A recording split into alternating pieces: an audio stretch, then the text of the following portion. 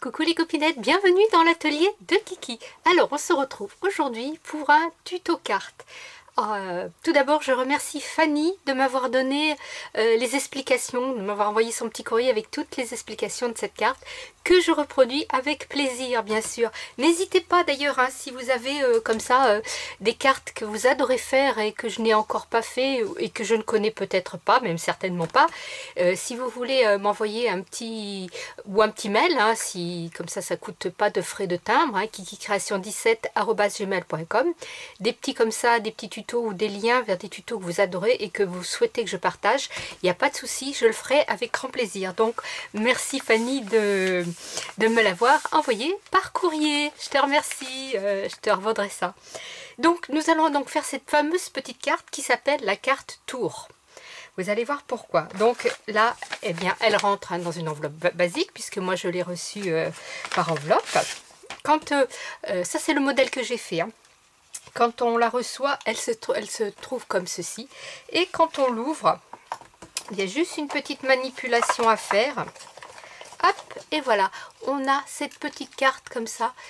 Je trouve que l'effet est vraiment sympathique. Vous voyez, ça donne ça.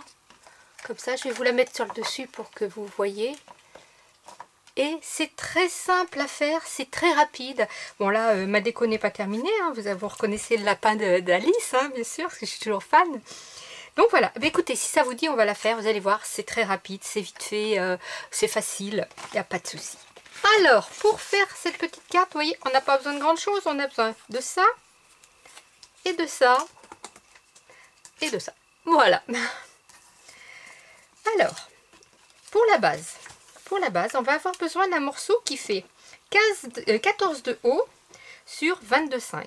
Alors, le modèle que Fanny m'a envoyé, il faisait 17, mais moi je voulais que ça rentre dans ma petite enveloppe, donc je l'ai réduit à 14.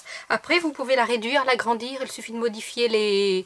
Vous allez voir, de rajouter les petits plis là, et vous pouvez la diminuer ou l'augmenter à volonté. Donc, 14 de haut, 22,5 de long. On va venir faire un premier pli à 2,5, 5, 7,5, 13 pour ici avoir le panneau central, 17,5 et 20, et bien sûr ici on est à 22,5. Donc je répète, 14, 22,5 et des plis à 2,5, 5, 7,5, 15, 17,5, 20. À l'envers, j'arrivais pas à me le dire. Et on va tout simplement marquer ces plis. Hop. Voilà.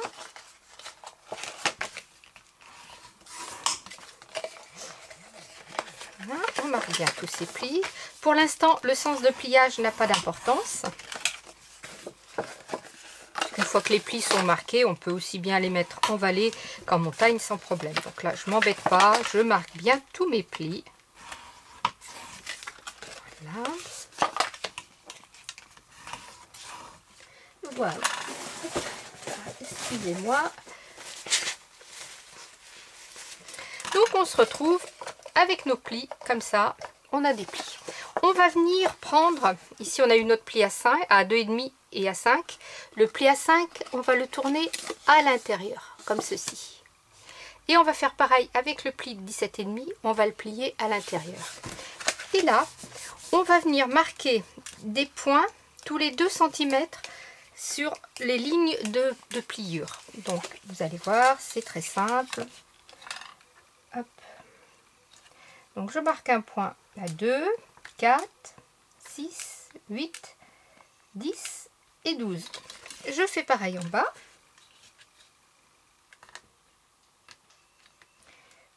2, 4, 6,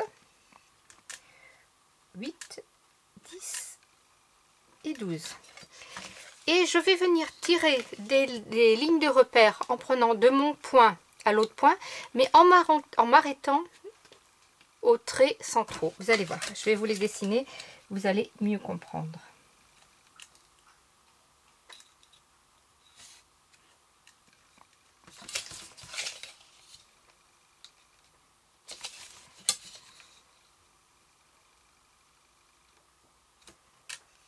Voyez, je me mets sur mon point en haut, mon point en bas, je tire mon trait, je m'arrête au pli, et voilà. Et donc je fais mes 6 plis comme ça, mes 6 traits comme ça. En voilà 3.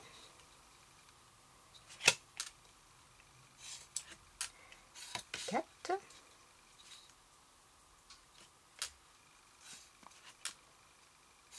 5. Et mon 6e. Voilà, j'ai ma mine de crayon qui est cassée. Voilà, vous voyez, j'ai tiré mes traits en partant du pli. Je vais me mettre comme ça, vous voyez. J'ai tiré mes traits en partant du pli à 5 jusqu'à 7,5 et de 15 à 17,5. Voilà. Je laisse plier et je vais venir couper tout simplement du bord jusqu'au pli. Vous allez voir, vous allez comprendre. C'est très simple à faire. Hop. Et je fais ça des deux côtés. Alors, j'espère que vous êtes plus doué que moi et que vous arrivez à couper droit en suivant le trait, ce qui n'est pas mon cas.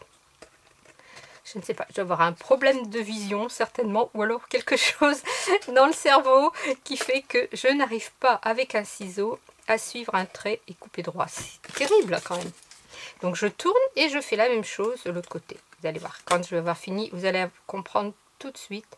Et une fois que j'ai coupé tous mes petits traits, la carte est terminée. Il ne nous reste plus que la déco à faire. Alors plus c'est droit, plus c'est joli bien sûr, hein, n'est-ce pas? Voilà, vous voyez, là, quand j'ouvre ma carte, eh bien, j'ai coupé tous mes petits rectangles. Maintenant, on va passer à la déco. Vous allez avoir besoin pour la déco centrale d'un morceau qui fait 13,6 sur 7,1 que je vais venir placer comme ça.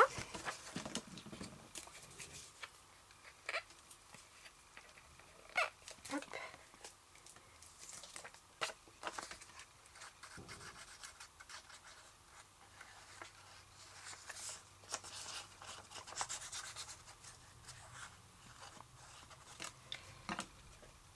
Voilà, donc j'ai un sens d'écriture, j'ai fait attention. Voilà, donc là j'ai mon panneau central et après je viendrai y faire ma déco. Vous allez avoir besoin pour chaque côté de 2 morceaux qui font 2,2 sur 13,6 qu'on va venir mettre comme ça.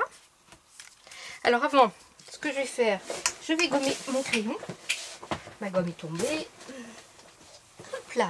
Je vais gommer tous mes traits de crayon, ça sera beaucoup plus joli. Plus facile à faire avant de coller mes papiers.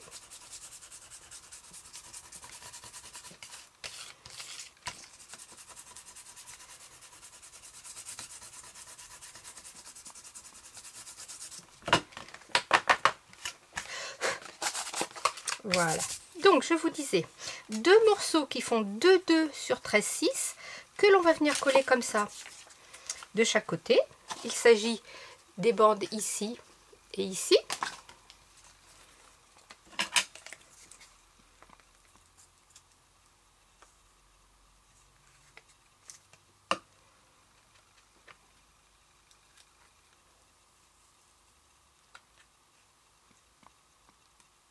Alors souvent, vous me voyez faire ce geste avec mon papier comme ça.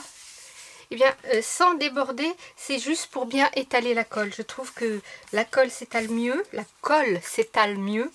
Et voilà, c'est comme ça. Il y en a bien sur les bords.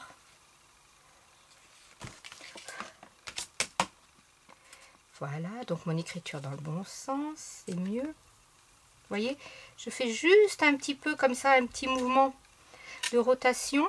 Et ma colle se met bien partout. Voilà, donc là, j'ai ma déco. Et maintenant, nous allons venir décorer un rectangle sur 2. Pour ce faire, vous allez avoir besoin de 6 morceaux. Ici, j'ai un petit papier qui dépasse. Pas très joli. Hop, celui-ci aussi. Voilà. Donc, vous allez avoir besoin de 6 morceaux qui font 2,1 sur 4. Et que l'on va venir coller 1 sur 2 en commençant par le deuxième morceau. Le premier, on le laisse blanc parce qu'il va être plié en vallée. on met donc son premier morceau. Voilà, je me centre bien. Je saute une case, je viens mettre mon deuxième morceau.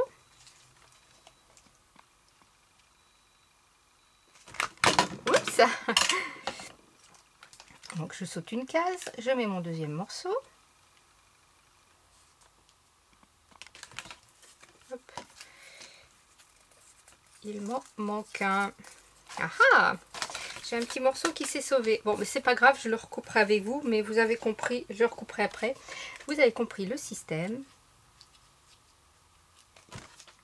Je saute une case. J'en ai coupé que 5, mais il vous en faut bien 6, bien sûr, hein, vous avez compris. Celui-là est même un peu juste. C'est pas grave, ce sera mon prototype. Donc là, j'en ai bien qu'un. Et là aussi, bon. Ah là là. Donc je fais pareil de l'autre côté, je saute mon premier, je me mets sur le deuxième. Je saute le suivant.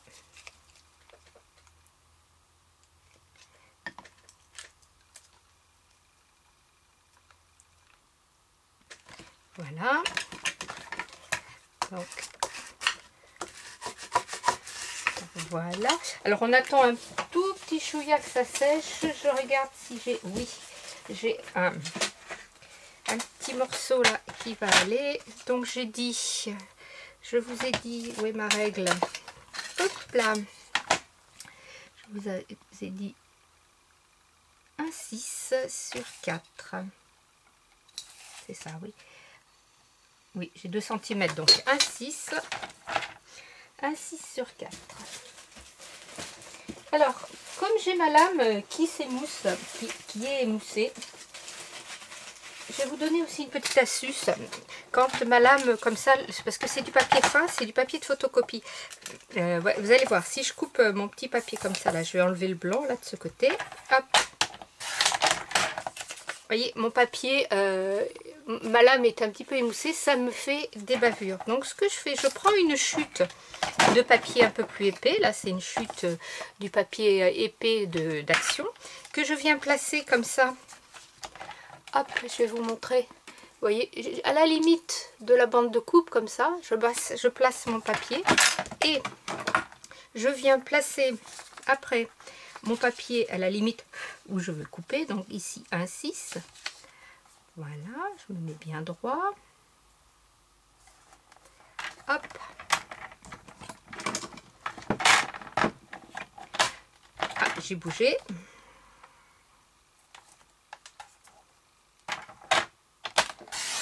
Je coupe et vous voyez, mon papier est nickel. Ça prolonge un petit peu la vie des lames. Et puis bon, cette petite chute, j'en aurais pas fait grand chose, hein, à part tamponner un... Vous voyez, j'ai pas coupé grand chose, hein, à part tamponner un petit sentiment. Je vais faire pareil pour couper, hop, mes 4 cm.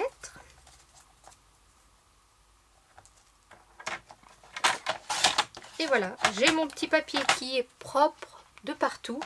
Et puis j'ai utilisé une petite chute de rien, quoi. Voilà, ça c'est une petite astuce.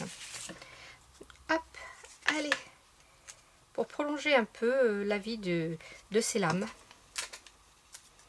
Voilà, mon petit dernier, il est posé. Décidément, je fais tout tomber.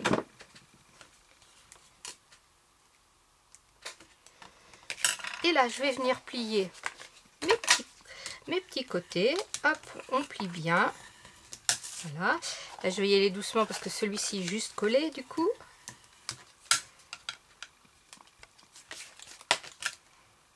Voilà. Et on va venir mettre le premier pli en valet. Le morceau qui est blanc, on le plie à l'intérieur. Celui-ci, on le met en valet. Celui-ci en montagne. Celui-ci en valet. Celui-ci en montagne. Valet, montagne. Hop, on obtient ceci. On fait pareil de l'autre côté. Valet, montagne, valet, montagne, valet, montagne, valet, montagne. Voilà. On vient bien faire ses plis.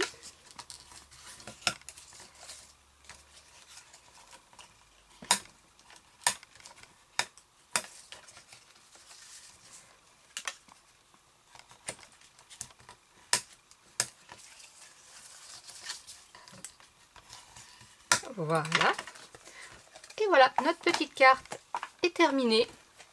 J'ai plus que la déco à faire. Moi, je trouve ça sympathique. Ça change un peu. Puis d'ailleurs, derrière, on a la place pour écrire. On plie, on ferme pour envoyer. La personne rouvre et va bien comprendre tout de suite le système. Hein. C'est pas très sorcier. Après, vous pouvez lui mettre dans le petit mot, fait ressortir un pli sur 2. Voilà. Écoutez, voyez, simple, rapide, un morceau de papier, des chutes de papier, un petit peu de déco, un sentiment, un petit mot sympa et c'est parti. Une jolie petite carte. Scrapez bien, la vie est belle, passez un bel été.